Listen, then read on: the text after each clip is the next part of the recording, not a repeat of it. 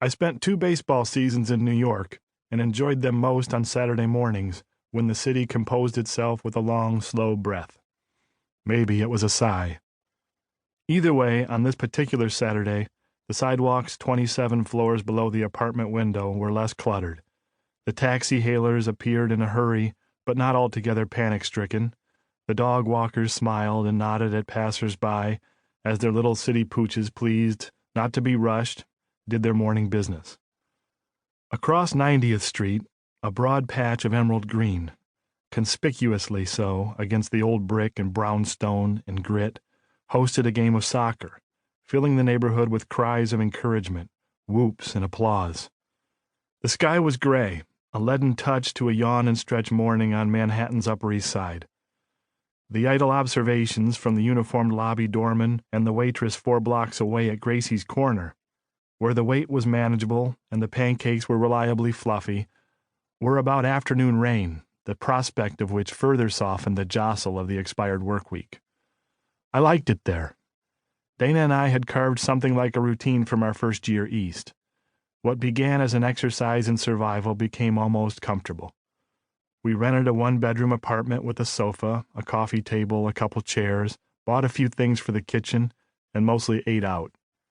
We were in our mid-20s, a good time for exploration and discovery in a semi-furnished life. At first, we walked the neighborhood, within a few blocks of 90th and York Avenue, browsing the shops and studying the menus taped to the windows before widening the radius to include Central Park and the museums that run practically side by side along Fifth Avenue. We began to smile at familiar and friendly faces, the people with whom we regularly rode the elevator, the guy behind the deli counter a couple doors down, the woman who pushed quarters across the top of a stack of tabloids, change for our newspaper.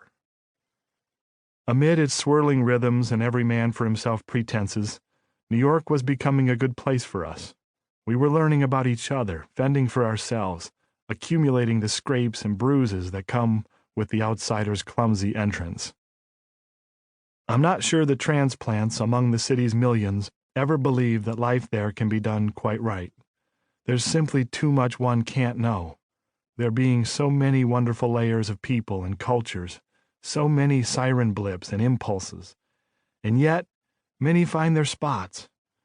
There is a life to be had in the spaces of stillness amid the commotion, and that's where we generally succeeded in hosting it. The job wasn't going as well. I walked with Dana that morning with the New York Times under my arm and work on my mind. A man pushed buckets of fresh flowers to the sidewalk, far enough to be tempting to passers-by, not so far as to be out of sight. The paper carried the story of the Yankees' loss last night at the stadium. A Cleveland Indians rookie named Manny Ramirez, raised in New York's own Washington Heights, hitting his first big league home run in front of scores of friends and relatives down the left field line, and 2 innings later, his second. The Mets had lost in Chicago. The Angels' game had gone too late to make the early edition. There may have been a mention of me somewhere within those pages, which I'd chosen not to read. It was early September and beginning to feel like it. The weather was turning and the Yankees were in the race, in second place a couple games behind the Toronto Blue Jays in the American League East. Life and baseball were moving fast, each jostling the other to take the lead as Dana and I stuck to our recent game day habits. Me feeling the anxiety and freshness of a new 5-day cycle, eager for the ball and another shot. Her fretting that I'd lose again and we'd have to relive the previous 4 days.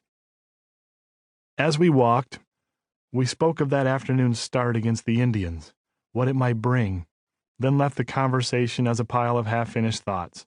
We ate breakfast, the 2 of us crammed in the way people so frequently are in that massive city, shoulder to shoulder with strangers, yet feeling mostly alone. Dana, I could tell from her clipped sentences, felt the gravity of the day keenly, even as she stirred her coffee. What we didn't talk about, I felt in my stomach. The ball game. My ball game. Hours away, too near to allow me to ponder anything else, too far off to do anything about. We returned to the apartment, and I left Dana there. Good luck, she said with a hug. Thanks, I said. We'll see what happens. Thinking, sorry to have dragged you into this. I gathered my pre-packed duffel bag and returned to the streets to summon a metered ride to Yankee Stadium. Even at mid-morning on a Saturday, the mere 4 miles from the Upper East Side to the Bronx, York Avenue to FDR Drive, to the Major Deegan Expressway, and up to 161st Street seemed long.